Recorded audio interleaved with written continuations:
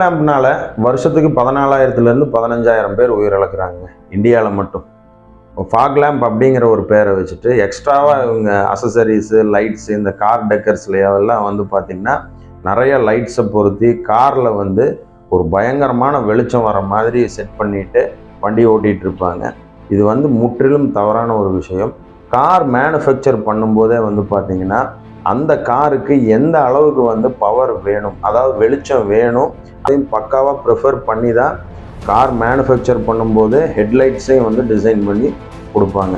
இரவு நேர பயணத்தில் உங்களுக்கு ஆப்போசிட் வர்ற வாகனங்களுக்கு வந்து உங்களுடைய வெளிச்சம் மிகவும் துன்புறுத்தலாக இருக்கிறதுனால கண் பார்வை மங்களாகி மிகப்பெரிய ஒரு பேர் ஆபத்தாக கூட இது முடியுது. ஸோ தமிழ்நாட்டில் மட்டுமே வந்து பார்த்திங்கன்னா ஒரு வருஷத்துக்கு 1,800 to 2,000 பேர் வந்து இந்த ஃபாக் லேம்பு, எக்ஸ்ட்ரா லைட்ஸு, இந்த மாதிரியான விஷயங்கள் உயிரிழக்கிறாங்க.